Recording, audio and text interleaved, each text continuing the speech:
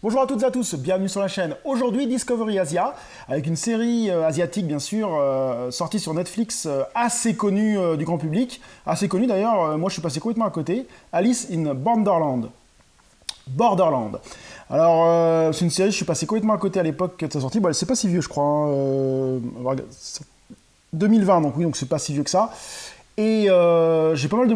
Dans mon entourage, pas mal de monde en parlait. J'ai un pote qui m'en a reparlé il y a 2-3 jours, et je me suis dit, bah tiens, pourquoi pas la regarder, puis je me suis dit, bah, tiens, pourquoi pas faire une vidéo là-dessus pour en parler.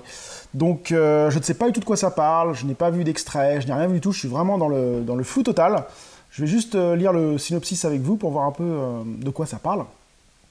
Le résumé, alors, un gamer paumé et ses deux amis se retrouvent dans un Tokyo parallèle, où ils sont contraints de participer à une série de jeux sadiques pour survivre. Bon, déjà, le speech me branche pas mal. Après, la pochette m'inspire pas plus que ça. Là, je vois la photo, je la mettrai là pour mieux voir. Rien d'extraordinaire, il y a un gars avec une fille en rouge, quelqu'un avec une mitraillette, je crois. Enfin, les personnages me paraissent pas... banal, quoi. Banal, à la rigueur, pour l'instant, voilà. Donc, on va voir ce que ça vaut. J'aime bien, comme ça, de regarder des séries que je connais pas du tout, sans avoir regardé préalablement la bande-annonce, parce que je trouve que ça donne... beaucoup plus de suspense. Puis en plus, j'ai pas du tout été spoilé par personne, donc tant mieux, parce que des fois on se dit, ouais, j'ai envie de voir ça, mais on entend des trucs qui disent, ah, t'as ça, donc on va voir ça tout de suite. Bon, avec la magie du montage, je pense que ça fait 8 épisodes, donc ça va être assez rapide, 1 ou 2 journées. Puis avec la magie du montage, je ferai comme pour vous instantanément. Bon, bah sur ce, à tout de suite. Day 2. Donc me voici, je viens de finir Alice in Borderland. Donc bonne série, assez sympa. Le speech est pas mal, il y a les quelques rebondissements que je trouve vraiment pas mal. Après, faut voir la suite, parce que la saison 1 se termine sans spoiler sur un cliffhanger. Donc on sait pas trop ce qui va se passer. Après, on se pose beaucoup de questions, parce qu'il y a beaucoup de choses qui sont dans le flou, on sait pas trop où ça va. Alors j'espère que ça ira pas mal, parce que souvent dans des séries comme ça un peu floues, moi je me rappelle, sans parler asiatique, mais je me rappelle de Lost, où c'était un très bon départ, et après on savait plus trop où ça allait, puis pour un final qui tombe à l'eau, à la flotte, quoi.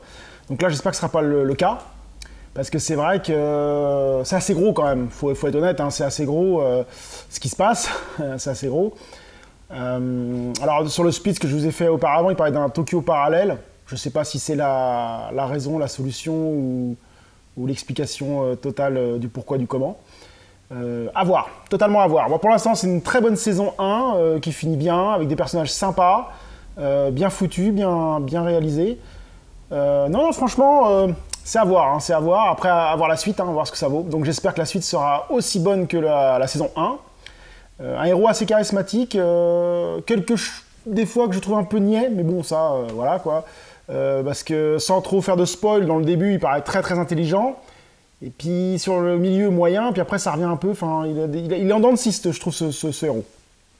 Après il y a des personnages secondaires qui sont vraiment bien sympas, un peu moins bien travaillés, je trouve à certains moments, sans rentrer encore dans le spoil trop, c'est pas évident, on voit l'historique de certains personnages, mais je trouve que ça arrive trop tard en fait. C'est à certains moments, on les voit arriver, l'historique, on voit leur background, et leur background, comme je parle anglais, enfin leur historique, et ça arrive trop tard, je trouve. Ils auraient dû les mettre avant pour s'attacher un peu plus au personnage, je trouve. Enfin bref, ça c'est un détail qui n'empêche pas un bon visionnage et un bon moment à passer. Donc ces 8 épisodes ont été vraiment sympas, je les ai bouffés très rapidement, une journée en 2 soirs, 4 épisodes par soir, donc très très bon.